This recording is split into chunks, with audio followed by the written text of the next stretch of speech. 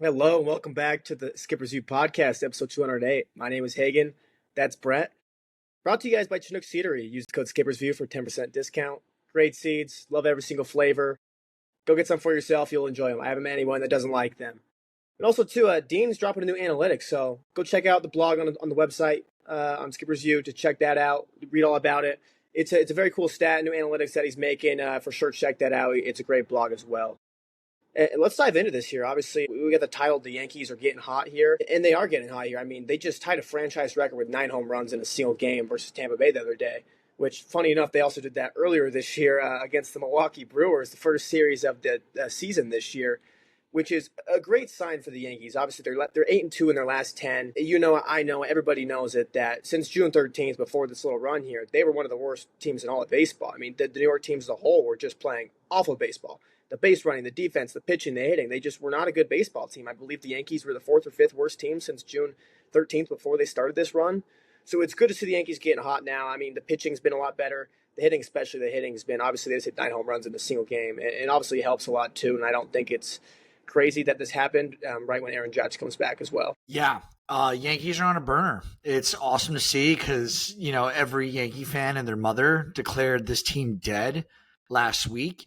But that's baseball. And today I was listening to my daily 20-some-odd podcast, and the best quote I heard about it was from John Boy, actually. And I think we forget how long the baseball season is sometimes. So, even now, when, we have this little drought of not doing so hot. And when I say we, I mean the Yankees. I just think that we forget that, teams get in and out of it real quickly. Look at the Brewers. They just won 14, and then they go on to lose to the Cubs, central rival, who we, had no, we thought the Cubs were dead. Kyle Tucker seems like we're going to talk about him in a second. But you know what I mean? Baseball is a long, weird season. All you got to do is catch fire at the right time. And the Yankees, still a little bit less than 6 weeks left, have some time to really get it together. Cam Schlittler flirted with with a perfect game last night. Who's to say? If Schlittler gets it, is able to continue putting out 6, it doesn't have to be perfect, but if he can go 6 innings and Fried gets back to where he was at the beginning of the season with Rodon, Yarbrough is throwing, Luis Gil's, starting to really get back into MLB throwing. He's been out for a while, practically the entire season. Maybe the Yankees have some life, especially with the additions they made at the deadline. Maybe the bullpen additions come to pan out here. I got super scared last night with Devin Williams coming in for the save and extras. But yeah, Yankees are hot right now. Back to Schlittler. Last night, 8 Ks, 1 hit. He went 6 innings perfect, though. He gave it up in the 6th inning. Bases got loaded and really left the Yankees in a spot. So it was kind of miraculous to see Weaver clean it all up. Let's talk about Kyle Tucker, though. He's been in a slump, man. Yeah, he's really been struggling here. And obviously, he just got benched amid this slump. And Craig Counsell came out and said that he's frustrated right now. And rightfully so. I mean, this is a guy who we're talking about before the season, that this guy could get $500 million. I mean, for the first week of the season, too, he's proven that. The first half of the season as well, 145 WRC plus. One of the best players in all of Major League Baseball, was firmly in the MVP conversation behind Shohei Ohtani, one of those top 5 guys you'd put in there. And it's in the second half. He's got a 77 WRC plus. He's got a slash line of 182, 333, 229, which comes out to a 572 OPS. He's on a very bad stretch right now, and probably why they brought Owen Casey up to get him some reps too a little bit while he's struggling right now. But we know the Cubs are going to be there in the postseason, so I think this is more just Kyle Tucker getting right, and obviously frustrating too, because this might be the worst stretch of baseball that Kyle Tucker's had in his major league career. I mean, this is a guy when he's healthy on the field, he's a top 10 to 20 player in all of Major League Baseball. He's never really been below that. So it's kind of crazy to see him struggling like this, but I feel comfortable about him figuring this out here soon. I hope the days off there help. You never really want to be benched, especially someone who's looking for $400 to $500 million this offseason. But I'm really hoping that just taking a little bit of time off, maybe clearing the head a little bit, I hope that really helps him, because the Cubs are going to need him, especially down the stretch here in the postseason. Yeah, you said it. His last 76 at-bats, 84 average. He's not even hitting his weight. He's 544 OPS. He's OPSing 821 on the season. And he's OPSing 544 in this slump. Think about what that number would look like. His batting average is 261 on the season. Think about how much better the batting average is. He doesn't have his last 76 at bats. It's insane how bad he's been. People have heard potentially maybe there's an undisclosed injury going on. Maybe that's affecting him a little bit. We don't know.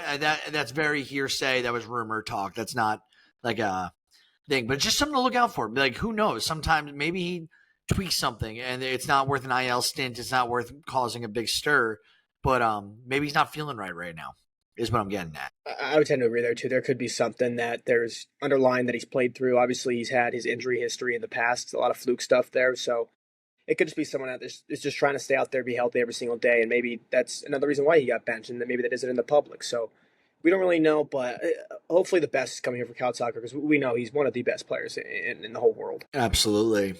And I think that it's good transition to one of the other players who can be considered one of the best in the world, and that's Bobby Witt. Hagen, take us through Witt's week this week. He's had a massive week. Yeah, I mean, Bobby Witt, who's one of the best players all of Major League Baseball, I still stand on the fact that if you could draft any player in Major League Baseball, start a franchise with, I will still stand on the fact that Bobby Witt Jr. is my pick there. And he just became the youngest role to hit 100 career home runs at 25 years old. His 100th career home run made him the youngest role to hit that mark at just 25 years old, and he's 66 days as well to add on to that, which broke Carlos Beltran's previous record at 26-year-old in 108 days, which was set all the way back in 2003. So it's been 22 years since this record's been broken. And obviously we know how good Beltran had his career-wise. I mean, and he's joining elite company, too, by recording 100 homers and 100 stolen bases in his first 4 seasons. Became the 4th player in Major League Baseball history to do that in his first 4 seasons, joining Julio Rodriguez, Darryl Strawberry, and Bobby Bonds. That's a pretty good list to be on there with. I know Darryl Strawberry's career didn't end great, but obviously he was electric when he first came up there. Julio Rodriguez, we say like he's on a Hall of Fame trajectory. I mean, he's on a down year. He's still going to put up 5 to 6 wins as a player. He's still one of the best players of all in Major League Baseball, even a struggling season. So that's a great list to be on for Bobby Witt Jr. and one of the most talented players in all of Major League Baseball. And honestly, he's kind of having a quiet season as well, too. I know it's only a 129 WRC plus, which for him sounds a little low, but he already has 6 F4 right now. I mean, he's going to put up a very quiet 7 more season, which if you look at Fangraphs and what WAR is, that's an MVP level season. The crazy thing to me, it's like you're saying it's quiet, which it is. And this is what I really took away. When I put this down on the agenda and threw up those 4 guys that have done the 2020 seasons, 4 straight seasons to start their MLB careers. We know Bonds, we know Strawberry. Julio Rodriguez and Bobby Witt are the other 2 guys that do this. They're both active. And they're both under the age of 25. Let that sink in. We've barely talked about Bobby Witt and Julio Rodriguez on the show this year. It's been Shohei Ohtani, Aaron Judge, and Cal Raleigh, it feels like. And this is how good baseball is right now, people. Like, we have 2 guys out of the 4 guys to ever do this. 2 of them are walking the earth playing active Major League Baseball today. And they're under, I think it's 25. It might be 26. Fact check me on that if you want to. But Bobby Witt is doing insane things to me and to see this. And Bobby Witt's 25. I believe Julio's under the age of 25. Bobby Witt's having the best season, arguably, of it. Like, look at his career batting average, 289. He's hitting 294 on the year. His career OPS, 844. He's hitting 852 OPS on the year. His slug's a little down for his career by 0.04 points. Bobby Witt here, if you look, he's definitely down on triples. But home runs, it's just some stellar to watch. Home runs, stolen bases. He's going to have another 2020 season easily. He's probably going to have closer to 25 and 40 when it's all said and done between home runs and stolen bases this year. It's a crazy, crazy season, and it's so under-talked about. Exactly what you're saying. Like, it's a quiet season, even though it's not. Bobby Witt's – he's also doing this while batting 300 right now. Like, that's insane. I mean, it's just crazy, too, because, I mean, even just checking the leaderboards here, Bobby Witt is 3rd in baseball in F4. I don't mean to be the F4 guy here and just keep saying that stat, but that shows how great of a defender he is, too. I mean, last I checked, he was in the top 3%, I believe, in defensive value in all of baseball. He's a phenomenal shortstop. You just talked about the offense and how good he's been this year, which for him is nothing compared to what he was doing last year, too. I mean, he was the 2nd best player in all of baseball last year. I guess 3rd behind Judge and Ohtani, but We know Judge is the best hitter since Bonds, and we know that Ohtani is the best player to ever play this game, arguably. So it's just crazy to see how good Bobby Witt is, and it's almost like he's becoming underrated a bit, which is kind of crazy to say, I feel like. Bobby Witt's going to be that guy because, like, he's coming in at the tail end, not in the tail end, like the mid to end peaks of Judge and Ohtani. Like, and I know people are going to be out there, like, what is he talking about? Ohtani and Judge are both in their 30s. Let's be real, right? Like, the prime only lasts for so long. Mother time catches up with everyone, unless they're both blessed with the Tom Brady effect here, which odds are they aren't, right? Point being, Bobby Witt's now 25, Julio Rodriguez 25. You got guys like Corbin Carroll and guys like Cal Raleigh. I'm trying to think who else is like young. And like Jackson Churio is going nowhere. Like he's been injured. He's a young stud. You have other guys coming up who are going to be fantastic. The Gunnar Hendersons of the world as well in the AL. Bobby Witt, he's going to be like Lindor to me. How many times do you think he's going to get snubbed of like an MVP or an All-Star game in his appearance, I have a feeling like he's just going to get snubbed with a lot of MVP awards.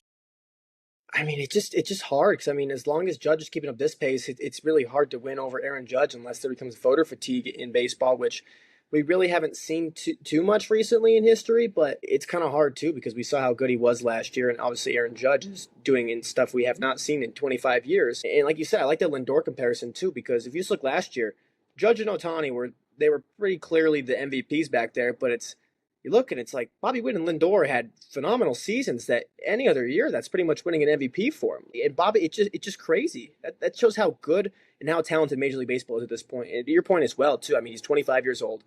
Judge and Ohtani are in their 30s. So if you just want to go by the age curve, like Bobby Witt has 3 or 4 years until he hits his prime and age year wise. You cut out there a little bit, but like you got to think about it. Like in the American League, like Junior Caminero is going nowhere. Like he's going to be lingering all Bobby Witt's career, and he's just getting better by the day. Wyatt Langford, let's say he puts it all together. He's lurking in the American League too, and like I just have a gut feeling that like Bobby Witt, because he's so consistent, you got to like you have to have those big pop out years to win MVPs, and like right now the only challenger in the American League for Aaron Judge is Cal Raleigh, and it's going to be like the first catcher to break 60 home runs potentially, 2, be the all-time single season leader in home runs for that position in order to like supersede Judge for MVP right now. And like that's still a long shot for him to do. It's crazy. Bobby Witt is so talented. I want his autograph so bad. So bad I want his autograph. Let's jump though. Let's talk about some National League pitching because we had a few guys go off this week in the National League. And let's start with Philadelphia. Cristopher Sanchez, 12 Ks in his last outing. He is truly building an NL Cy Young case. If you look at his last 2.5 months, 1.94 ERA since the start of June. Easily the best in the majors. Paul Skeens is second with a 2.17, so almost like a 0.2 higher ERA during that time span. The other day in this outing, 86.3% of the pitches he threw were strikes. It's the highest by any Phillies pitcher since 2000 to face at least a minimum of 15 batters. The record was by Cliff Lee. And Hagen, I don't know if Cliff Lee's up your alley. Cliff Lee was a dog in the day, dude. Do you remember that Phillies rotation with Carpenter, Cliff Lee, and Roy Halladay? I was too young to watch it, but I've definitely looked back a few times and just looked at how crazy that team was. You want to have a good Friday night, dude. Get a 6-pack and watch some Cliff Lee highlights. I'm telling you, man, that's a good night, man. Cliff Lee was a dog. So like Cliff Lee, lefty. It's a crazy that he's in the same stratosphere right now, Cristopher Sanchez as Cliff Lee. Because Cliff Lee, when I was like in high school when he was pitching, Cliff Lee was looked upon as like a top 5 pitcher in all of baseball. People are not looking at Cristopher Sanchez as a top 5 pitcher in all of baseball right now. That's the difference. But he's pitching like him. I mean, he is pitching like a top 5 pitcher in baseball, and I think he is a top 5 pitcher in baseball this year. And you said at the beginning, too, he's building a Cy Young case. And the betting odds reflect that, too. If you just want to go on the odds, Ducks are Scooball. Paul Skeens here, he's minus 470, so a pretty heavy favorite, but we can see that down the stretch there. If he has a couple bad starts, that can change. Second place right now is Cristopher Sanchez at plus 300. After that, drops off to Matthew Boyd at plus 4,500. So the books are saying right now that it's a two-horse race now. Now that Wheeler's down, that it's between Skeens and Sanchez here for the Cy Young. And if Sanchez keeps doing what he's doing, I mean, that changeup is ridiculous. He seems like he's getting 10 whiffs on it every single time he pitches out there. And Skeens, too, if he has a little bit of a blow-up start there, obviously the ERA can get a lot closer. I know he's 0.3 runs behind him in ERA-wise right now, and a 2.16 compared to a 2.46. The FIP's still pretty close, too. We could see Cristopher Sanchez winning a Cy Young if Paul Skeens has a couple bad starts down the road. And it's like, honestly, for Philly, like, it's been a rough week with Juan Duran getting carted off the field, who just got in the deadline. He's going to be fine. But you just have Wheeler undergo, Nola just got back, and now Wheeler, I mentioned on the last podcast on Tuesday when it was fresh, his timetable, he might not pitch again. One of the best, he might not pitch again this season. He might never pitch again. No one knows. He's dealing with a blood clot that, I think he just got attended to this week in terms of, I don't know if it was a surgery or procedure, whatever, but this is scary stuff. And Phillies right now, they just finished the best season, arguably, in the history of their organization. So they had 21 hits Monday night in the series opener, and they had another 20 hits in the series finale. Trey Turner had 5 hits. Schwarber added 3. You got Schwarber now leading the National League with 40. He hit his 45th bomb in this series against Miami. They unloaded, and they had 48 hits in 3 games. Sorry, against the Mariners, not Miami. I read that wrong. So it's tied for the 6th most in any 3-game series in franchise history, and the most since racking up 50 against the Cubs back in 1999. Phillies right now, they are picking up, the guys who are down, and Zach Wheeler. Like, that's a devastating blow, especially at this time of the year. There's, like I said earlier, there's less than 6 weeks left, less than 40 games left in the season. We don't know if the best pitcher in playoffs right now in Major League Baseball is going to be able to pitch in the playoffs this year in baseball, which sucks. Kudos to Sanchez, Cristopher Sanchez, though, for picking up the slack. And, Hagen, what do you got to say on Philly? Obviously, you're a Mets fan dealing with them right now in the division. I think Philly, I don't think it's crazy to say they've already won the division. Obviously, they still have 7 games head-to-head with the Mets here, which I think will ultimately come down to deciding the division. Obviously, you can, if the Mets go a crazy run there. But, Philly's just a wagon right now. You said it. Wheeler's out right now, which hurts, especially when he's arguably the best postseason pitcher ever. Obviously, he is in this generation right now. But Bryce Harper's starting to heat up again. Me and you, both at the beginning of the year, were very high on Bryce Harper. Thought he was going to have a very good year. Obviously, the power wasn't there for a little bit, but he's heating up now. He's getting hot. He's doing Bryce Harper things. Kyle Schwarber just hit a home run in 15 straight series, set a Phillies franchise record. Kyle Schwarber right now is looking like he's going to finish second MVP voting behind the best player ever in Shohei Ohtani. That's how good Kyle Schwarber's being as a DH. We're going to have a DH followed behind a DH looking like most likely in the National League MVP conversation. It's crazy how good this Philly lineup is. Trey Turner's been one of the most underrated players in all of baseball this year. You could argue him and Bobby Witt are the 2 best shortstops in all of baseball this year. You could probably make an argument for Trey Turner to say he is the best this year. This team is so good, especially you have Yohan Duran's fine. You'll have him closing out games there too. David Robertson's there now. You have Ryan Kerkering there too. They have a lot of stuff in that bullpen, and stuff will play well in the postseason. I know they haven't had the bullpen struggled last year in the playoffs, but if you look at it too, that was really only a 4-game sample size they had, which if you just have a bad couple games of baseball, the playoffs is over for you. Philly, I've always said, is built for the postseason, and they are not a team I want to run into, and especially as a Mets fan, I do not like looking at Philly and looking up at them in the division. If I told you this was a top 5 season for Schwarber in terms of batting average at 253, would you believe me, or would you say I'm lying? I would say top 3, honestly. Okay, so his top season was back in 2020. Oh, no, sorry. That's combined. So 266 in 2021. He batted 250. Oh, no, that was the same year. Yeah, this is a top 3 season for him in terms of batting average at 253. He's stolen 10 bags. He's got 45 bombs. He's got 109 RBIs on the year already, slugging 584 with a 957 OPS. Schwarber is unreal this year. I never, like, usually you heard the last few seasons, like June or July, Schwarber's coming, where you know he's going to go off for a bunch of home runs. It's been happening all year. It's been happening all year. And do you know his career high in home runs for a season? I believe it's around 48. It's 47 back in 2023. He's 2 away from beating that record, and we got like 5-6 weeks left of baseball. So unless he goes on the coldest streak of his career right now, Schwarber's not only probably a lock for 50 plus home runs, he's going to probably have another 30 RBIs. And he's just having a magnificent season for Philly. Let's talk about your Mets for a little bit. What were you going to say? Sorry.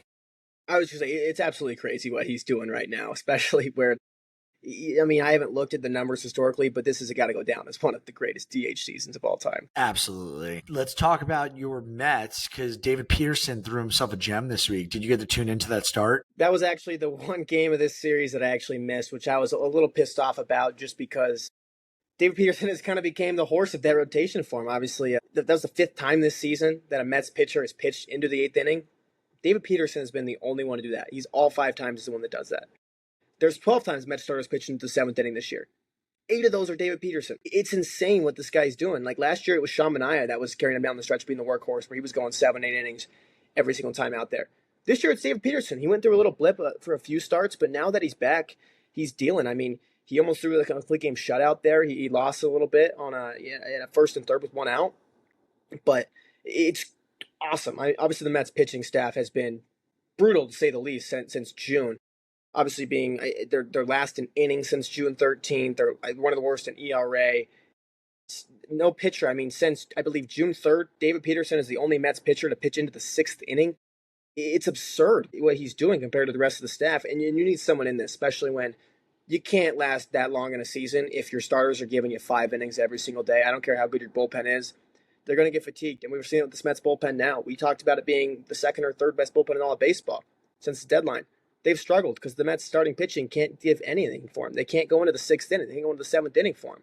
David Peterson's the only one that does that, which is huge to save the bullpen, give him a little bit of a break there, so then you hand it off to Edwin Diaz or Ryan Helsley, whatever. So it's awesome to see David Peterson doing this. Yeah. I honestly, I pulled some of those stats about Peterson in this year.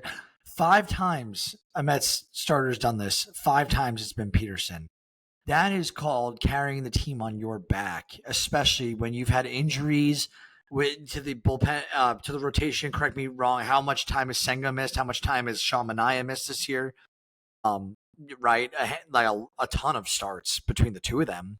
And Peterson, a guy that does not have the brand name of a Kodai Senga or even a Sean Manaea for that matter.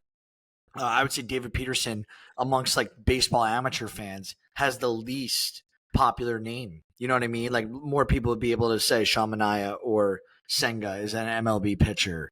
David Peterson, such a normal name, but people just don't know how good he is. I think you're 100% correct, and I think a lot of people that aren't big into baseball or aren't very familiar with David Peterson, I think he's going to shock a lot of people when these votings come out in November, whenever the voting for the Cy Young and the MVPs come out. You're going to see him in the top 10 for Cy Young voting, most likely. And I think it's going to shock a lot of people. I'm trying to think. You got Skeens, Sanchez, Webb. Let's go through the NL real quick. No one on the Dodgers. Yamamoto's got to be there. Yamamoto, sorry. Andrew Abbott's still having a phenomenal year. Yeah, but I feel like Peterson's having a better year. Maybe Pivetta. I think Pavetta's going to be there in that top 10. He might be top 5. The reason why I pose this, he might be top 5 when it's all said and done.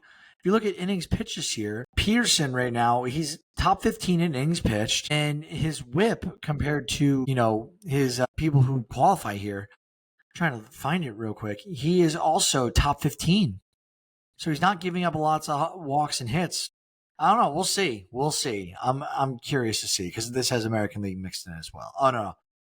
It's just National League. But Peterson right now, in terms of quality starts, he's, tied for 8th with 15. The leader is Cristopher Sanchez. Like, Peterson has a chance to take a Cy Young home if other pitchers fall off the face of the earth for a couple weeks and Peterson keeps shoving. But I would love to see that for New York. Love to see it.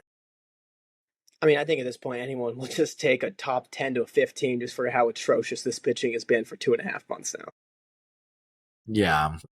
Let's talk about a pitcher not going to win a Cy Young, but his last month has been disgusting, and that's Hurston Waldrep of the Atlanta Braves.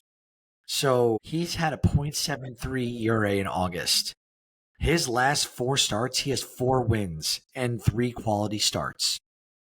He has 7 strikeouts, 7 strikeouts, 6 strikeouts, 4 strikeouts. So he's got 24 strikeouts in his last 4 games. Hurston Waldrep, I think he's found some, Hagen. Do you have faith in the young Atlanta hurler here? I mean, I do. I even saw, obviously, just Braves fans online just saying that Waldrop might have found it now. He might have found the success at the major league level. Last year, obviously, a small stint of only 7 innings. Not going very good at all, 16.7 ERA. But this year in 24 innings, he's got .73 ERA. He's been cooking this year, which is kind of one of the good things, too, for where the Braves are at in an organization this year, where you're out of it, so you can give a guy like Waldrop time to go up there and let him get comfortable at the big league level. So if he does continue to do this, he's ready to go next year, and you don't have to worry about finding this next year and going through a little cold stretch or whatever it is, or to find his groove. Yeah. And this is like, it's like Waldrop is the reason why, like, I can at least, now that some time has happened after the deadline, where I can give Anthopoulos a little credit to not sell the house. Like, he should have sold Ozuna, should have sold Iglesias. But like Chris Sale, I get it. Why you didn't move him? You weren't going to get the value for him. On top of, you're not paying that many guys, and this lineup, like Acuna is going to be a top 5 player next year. You got Olsen, you got Riley, who just went down for the rest of the year. You got guys like Michael Harris starting to bang again, and now you got guys like Hurston Waldrep, and it's like, God willing, AJ Smith-Shawver puts it together. They got guys like J.R. Ritchie in the prospect system, or the farm system, I should say. Maybe Atlanta, I know we've said it for the last 3, this is now year 2 of bad years in a row. But like next year going forward, the status quo doesn't change. Their core is talented. It's very talented. And they have all these guys next year. So with Strider, he's working back from a massive surgery. And that's not even including like Schwellenbach, who went down too. Like they've had so many injuries and just big time injuries, and the team has not been in sync for 2 years, and it really sucks to see like so many talented guys on one team not work out together.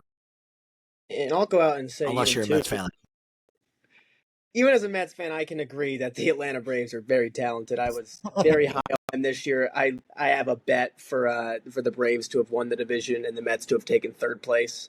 Obviously, that's changed a little bit, but I'll just say it now. I think the Braves are going to have the biggest increase in wins compared to 2025 compared to next season at 2026. And that's just, I think, knowing they're going to have guys healthy and they're not going to be awful to start the year. Yeah.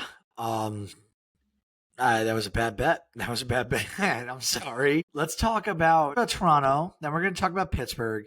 And then we're going to talk about Toronto and Pittsburgh because something happened in their series this week. But let's start off with Toronto. Shane Bieber. Hagen. Is Shane Bieber a difference maker for Toronto the rest of the season, or he's been out too long? He won't make much of a change for them. Let's hear your take. I don't know if I would say a huge difference maker, like it just immediately gets there, because, yes, Shane Bieber last time he was on the field, obviously he had those 2 starts last year. It was phenomenal. It was the best pitcher of baseball through the first 2 weeks. But he's coming off Tommy John, and we're seeing guys like Sandy this year, for example, where we just expect these guys to get back to where they were before Tommy John, which is hard to, especially a guy like Shane Bieber, where he's going to be throwing 92, 93 miles an hour. If his location's off a little bit, which a lot of these Tommy John guys are, it takes him about a year and a half a year, whatever it is, to get that location back and dialed in. If he misses that a little bit, if he's missing his spots just slightly compared to what he normally is, he's not going to be Shane Bieber of what he was. So I think it's hard to bank on him to be what he was when he was healthy last, and the Cy Young Shane Bieber, because he's coming off Tommy John. He's another year older. But you also, I'm not saying that he's not going to be great, because I still am very high on Shane Bieber. I think he could be a huge push for this Toronto team, where the Yankees have made, they're only 4 games back on him now. I mean, they can change that. That can change in a week if there's a bad week and a good week there. So I think Shane Bieber, and I think too, he also adds life to that clubhouse, where the team knows that, hey, at the deadline, the front office went and they bought because they believed in this team. And you get hyped, and you got like Shane Bieber, a Cy Young winner in that team. when he makes it to the locker room there, you feel really good because hey, this guy's here to help us win, and he wants to win a World Series, and we want to win a World Series too. We got to win the division to get there first. So I think it'll be a good boost for the locker room as well. Yeah, I think Shane Bieber, I don't know what it is. I haven't believed in Toronto all year. I never believed in Toronto ever. It's not me being a pompous Yankee fan. It's more of just like, you kind of got to win in order to like establish that credit. Like, oh yeah, you're a World Series contender. It's like, no. When's the last time Toronto's made the World Series? Right? Who is their last, when's their last dominant run of like a team where it's like, oh, Toronto's scary. And like, yeah, it might be this year. This year might be the year. Springer having a renaissance year. Guerrero Jr. Bichette is bounced back real strong. I just don't know. And like guys like Addison Barger, like, behind these like superstars, in front of him, I shouldn't call them superstars, all stars. Maybe Guerrero Jr. is a superstar at this point. But the point is, this might be Toronto's year, and that's why I'm buying into Bieber. Because like Toronto's looked really good, and they're up in the division right now by 4 games. Toronto's hoping for the Yankees and the Red Sox just to beat up on each other this weekend in this 4-game series coming up. Yankees are playing right now, and who knows what's going to happen out of there. All I know is Toronto, they have a worse run differential than the Yankees or Red Sox. The Yankees are plus 111. The Red Sox are plus 90. Toronto's only plus 53. If Toronto, they have a large grip, but with Shane Bieber now injected into this roster, I think that, maybe it is Toronto's year to hold on to the division and maybe go on to the American League Championship Series this year, advance, and maybe make the All-Star game. Sorry, not the All-Star game. Make the World Series. I don't love the bullpen for them, but Kevin Gausman, Berrios, Chris Bassett, they're all pitching decently for Toronto right now. And then, Jeff Hoffman, obviously, he's got 27 saves, but it's just not the prettiest 27 saves. He's got a 4.15 ERA closing them out. I don't trust that. Like, for a closer, no, sir. But I think Toronto could be for real. Let's talk about a guy from... Sorry, what were you going to say? You said earlier, when was the last time a Toronto team was this good, this dominant? I think back to, I believe it was the 2015, 2016, whatever team that was, when they had MVP Donaldson on that team, the Jose Bautista, Edwin Encarnacion, David Price, Troy Tulowitzki. Like, that's the last I remember the Blue Jays being the real deal like this, at least in my mind, the last time I felt the same way about them. And then also just you talked about how Bo Bichette's been great this year. Just quick shout out to Nick's picks, because obviously he got Bo Bichette at 80-1 to lead the league in hits. Got me on him. I'm on there at 40-1 for him to lead the league in hits. He is tied at 157 hits with Trey Turner right now, with around 35 games to play. Yeah. The Blue Jays, they won 2 titles. Do you know what years they won? I just on the Joe Carter, I couldn't tell you the years. 1993. You want to know why that's relevant in this conversation, Hagen? The World Series is played when? October. I'm saying, like, yeah. So October 1993, October 23rd was the last date of that World Series. That means by 4 days, it beat me. I was born 4 days later. I'm turning 32 this year. Toronto has not been in the World Series since 1993, and I'm turning 32. So there you go. My entirety of that I've been alive, Toronto has not been in the World Series. Pretty crazy to think about. Kind of crazy. Yes. I'll double check that as we keep moving forward. Why don't you take us into Pittsburgh and their exciting call up? Yeah, Bubba Chandler, he's finally getting the call. We've all been waiting on this one all year long. We thought it was even after the first month and a half of the season to get the extra year of service time, we were going to get that call up there. And we never did. And now we finally get that here after that August 16th deadline now, where they can preserve his rookie status, have him next year, and get a draft pick if he wins Rookie of the Year next year, which he certainly can. And obviously, Bubba Chandler, according to Pipeline, he's the 7th best prospect in all of Major League Baseball. The number 1 pitching prospect. The stuff is unreal. I know the AAA stats aren't the greatest this year. He struggled a little bit with his command. Bubba Chandler's the real deal. I've been stashing him in fantasy since the draft. I've waited 120 games for this guy to come up to help my team here. Bubba Chandler is the real deal, and he's going to be an exciting guy to watch on this Pirates team, which we already talked about before. It's a story about the Pirates. This offense isn't exciting at all to watch. You don't ever want to turn on the game to watch the offense, but you do want to turn on to watch the pitching for the Pirates. Dude, he's got 121 strikeouts in 100 innings in the minors this year through 24 starts. Like, I do like to see that. The only thing, you know what my big regret is? I didn't get to go see him play in Indy. He plays his minor league ball here in the city. I didn't get to see him pitch this year before he got the call, which is shame on me. It's far enough in the season. I should have gone way in advance. I did with Skeens. I got his autograph. I was going to say, at least you got Skeens there. You got the better one. Yeah, now I do have an autograph of they got one other pitcher. I'll pull his name up in a second. But I got an autograph from him, and Aram Layden believes in him. So I'm like, all right. Maybe I gotta go get his auto too, because maybe he explodes on the scene. Who knows? Aram's pretty good with his prospects.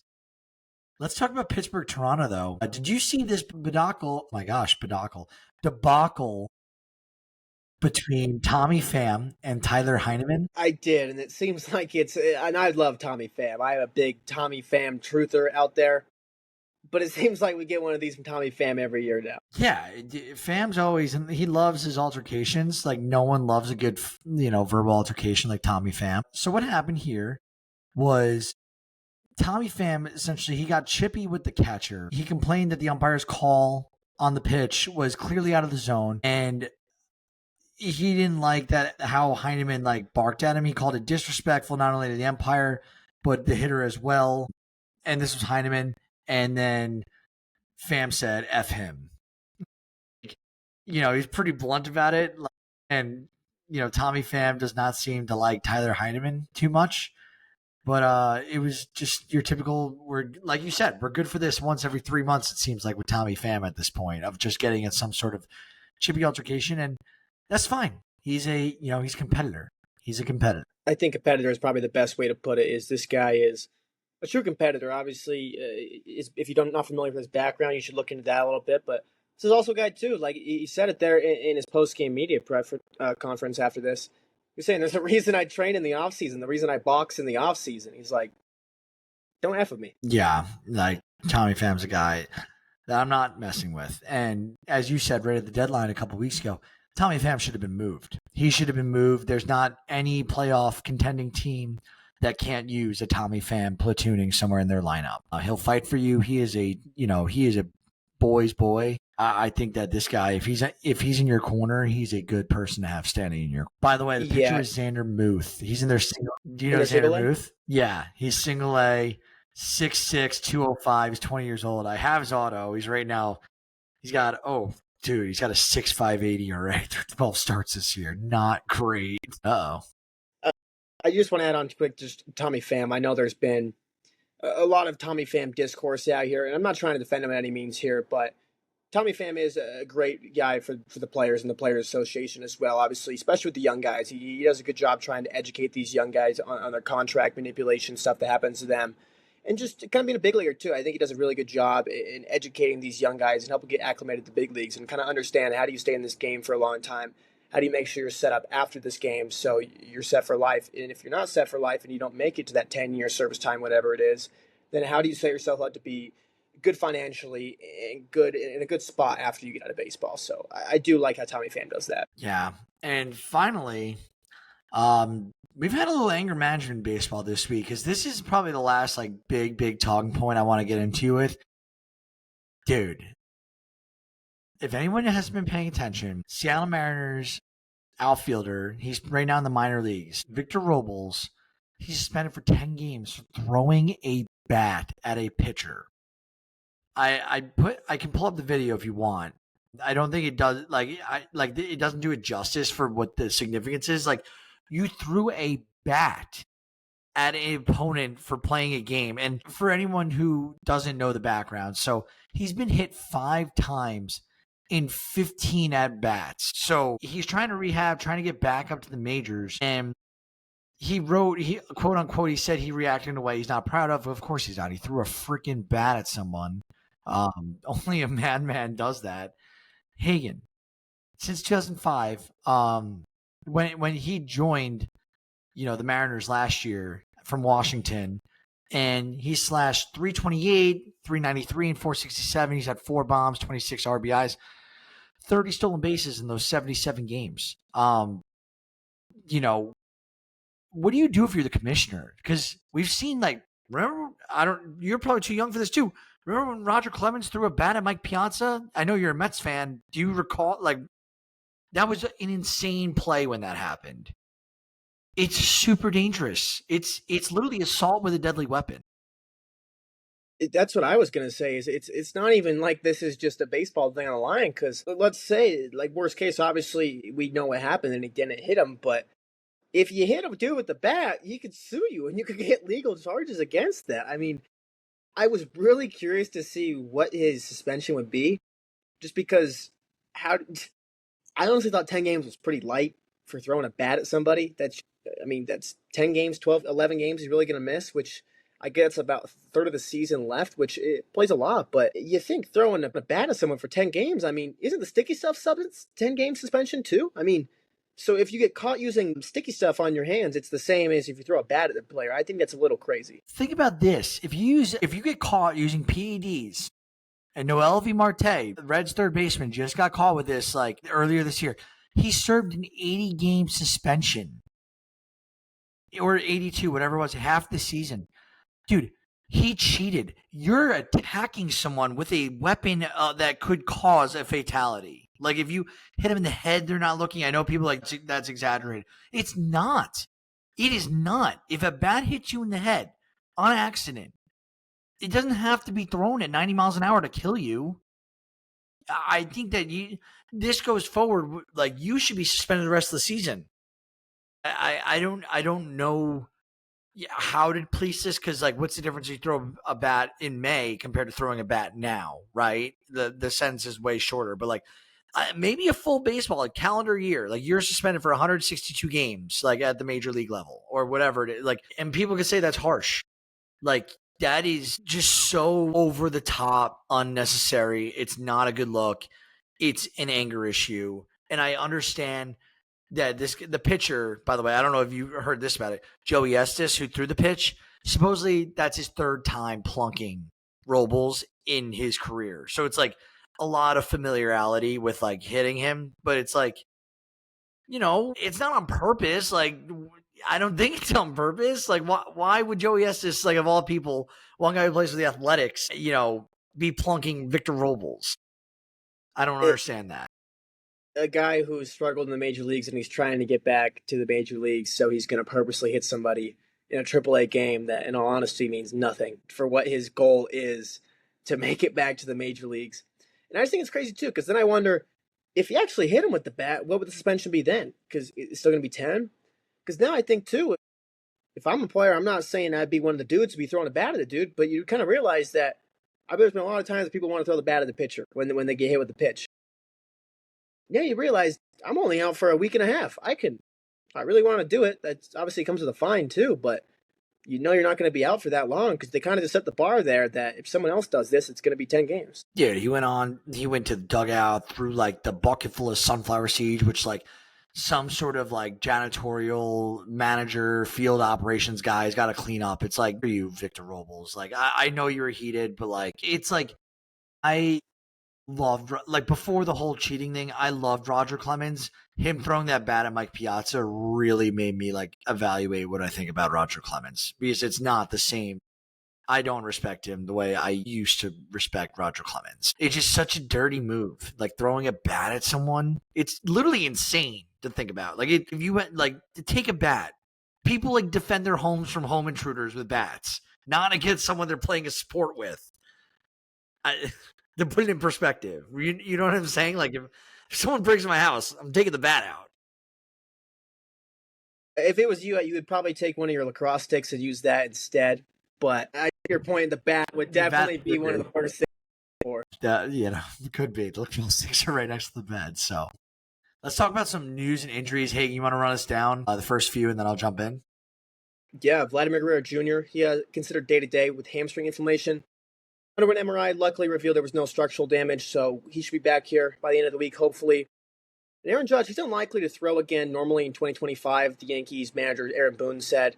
He's recovering from a flexor strain in his right arm that kept him out for a little bit of time. Obviously, we saw that, and the Yankees were not playing that great at all when he was out during that time, but it's good now that he's at least back in the lineup now for them, which is good. one that sucks here, Felix Bautista, who obviously was coming off Tommy John surgery this year and struggling a little bit this year as well. He underwent major shoulder surgery, and he's going to repair a torn rotator cuff and a torn labrum, which is just awful to hear. That means he's going to miss the rest of 2025, and they announced most of the 2026 season as well. So look back, 2027 would probably be great, but it just sucks to see from a guy who we know can be one of the nastiest closers in all of baseball, one of the best pitchers in all of baseball, but now he just tore his UCL, had to fix his rotator cuff and a labrum. That's probably the three worst places you can hurt your arm and shoulder as a pitcher, which you don't want to hear at all.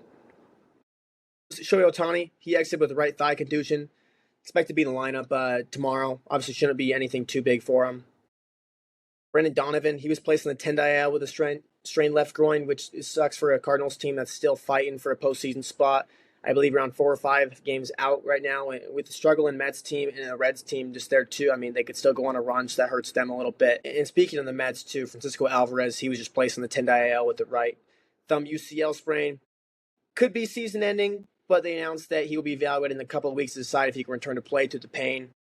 Surgery is for sure required. He's going to get that at least at the end of the season, no matter what. They said it will take him. He'll be back by spring training if he does get that, so don't have to worry about that at all. But they're going to evaluate him in 10 to 14 days. Hopefully he can try to get back here by the end of the season because he's been great since he came back from being called up from AAA this year. He's been one of the best hitters in all of Major Baseball since then. Mark Canha, one of my favorite players, dear to my heart. He was DFA'd after being activated from the 10-day IL from the Kansas City Royals. Sucks for him. I hope somebody picks him up. I know he's been struggling a little bit recently, had a down year, but guy can play multiple positions for you. He can play first, he can play third, he can play left. I'm not saying he can play them all great, but he could be a good platoon bat off the bench for a team that just kind of needs to fill in a little spot there. And then Houston, too. Houston, obviously, we talked about it last episode. Josh Hader is going to be out for a while, hoping to come back in the postseason. To fill in for him, they signed Craig Kimbrell, who hasn't made an appearance yet in the big leagues this year. So I'm curious to see how Craig Kimbrell will look for them. Obviously, last couple of years, he's been very shaky. Fans of teams that he's been on have not been very fond of him. But I'm curious to see if Houston can get something out of him here, because I think what you're really hoping for, you can't expect him to go out there and just turn into your closer by any means, but kind of just fill a spot in that bullpen and not be awful. Yeah. I didn't even see Craig Kimbrell got signed, so thank you for adding this. I'm not saying he's going to be nasty, but it's Houston. Of course it's going to put fear in me. Craig Kimbrell's proven to be a solid closer. Obviously hasn't been late as of late. But who knows? Who knows? We're not asking to be an everyday player, just fill in relief, especially while they deal and tend to this Hader injury. One last take before we close out here. So, this week in baseball, a program from the Baseball Centennial and the first induction of the Hall of Fame in 1939. So think the first Hall of Fame class.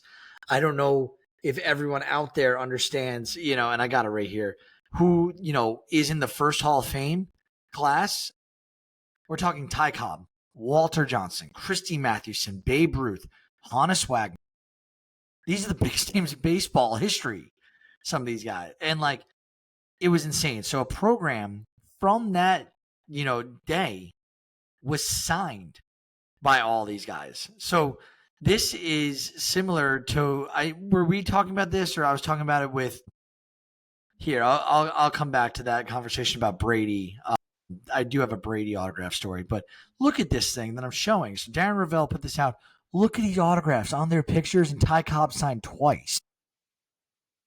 Look how cool this is. Isn't this insane? I mean, you can just tell it's old from just it is $315,000. You know what that gets you in Fishers, Indiana? They got you a nice house in Fishers, Indiana. So it's crazy that this sold for this price. The previous record was a 1903 World Series program that sold for $241,500 back in 2011. So the program was signed by all 11 living inductees at the time. So we not only that, we also had Trish Speaker on there, Grover Alexander, Nat LaHoy, George Sisler, Eddie Collins, and Connie Mack. Some of the biggest names ever. Really cool. Happy forever for had this. This is why you collect your baseball memorabilia and you hold on to it and take care of it. That's it for me. Hagen, got anything else before we close out? I do just have to shout out here. Nick Kurtz and Shea Langoliers have been the two best players in all of Major League Baseball here in the second half. They're both slugging over 800 right now. They're 1 and 2 in WRC Plus and FWAR in the second half. Shea Langoliers, too. He has 16 home runs in the second half right now. It's absurd what these guys are doing for the A's. Yeah, Shea Langoliers, exactly. Shea Langoliers. So it's just great nickname. to see them do it. I mean, combined, they're slugging 1,600. Well, that's all from me. Go check out the website for new blogs. Go check out Dean's new analytic website. It's super cool. I will have a couple. I told them in the group I would have a piece out yesterday. Didn't happen. I have 2 pieces, though, that I'm working on tonight. So I'm going to have a Marvel night, put together some baseball, get these out there for the weekend. We'll be back with you Sunday. Thank you for listening. Peace.